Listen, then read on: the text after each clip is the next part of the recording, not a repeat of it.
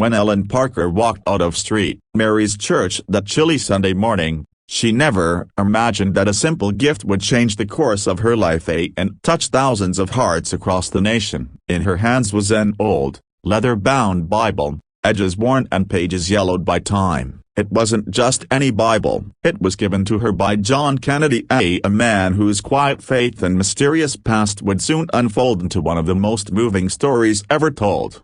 John wasn't a man of many words. He lived alone in a small cabin at the edge of town, often seen feeding stray dogs or mending fences that weren't even his. Most people thought of him as just another kind soul trying to get by. But Ellen, a young nurse with a heart full of compassion, had noticed something different about him. Every Sunday, John would sit in the last pew, his eyes closed as if he were praying for something or someone long lost. One morning after Mass, Ellen found herself walking beside him. He smiled softly and said, "You remind me of someone I once knew, someone who never gave up on people." He reached into his worn coat and handed her the old Bible. "Keep this," he said. "One day, it'll mean more than you think." Ellen was taken aback. She thanked him politely, not knowing that this brief exchange was the beginning of something extraordinary. Weeks passed, and Ellen didn't see John again. Concerned, she decided to visit his cabin. What she found there left her speechless. The little wooden home was quiet,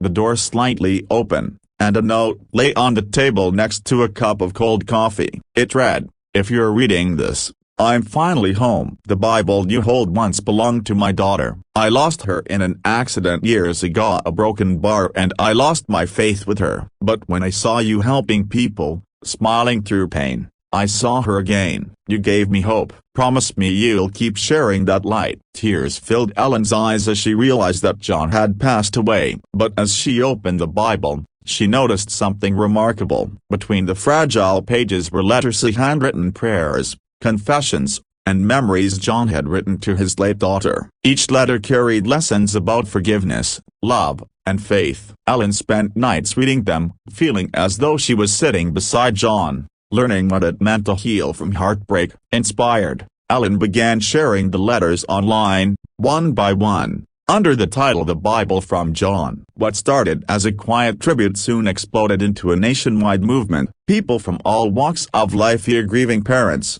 lost souls, broken hearts, have found comfort in John's words. The messages were raw and real, reminding everyone that even in the darkest places, faith could flicker back to life. Months later, Ellen stood before a crowd at a local charity event, holding the same Bible. "John thought he'd lost everything," she said, her voice trembling. "But he gave me something no one can ever lose, a hope. And through him, thousands of others have found it too." The audience rose to their feet, some wiping away tears. That night, donations poured into fund a foundation Ellen started in John's name, helping families heal from loss. Years later, Ellen still keeps that Bible on her nightstand. Its cover is more worn now, its pages filled with new letters, her own reflections and prayers. Whenever she feels lost, she reads John's first note again. Keep sharing that light. The story of John Kennedy and the Bible he gave became more than a tale of kindness. It became a testament to how one simple act can ripple through lives,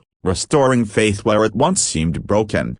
And as Ellen often says at the end of her talks, sometimes the smallest gifts carry the biggest miracles. You just have to open your heart up and the page as it to find them. It began with the Bible, but what Ellen did with it, a broken bar, truly left the world speechless.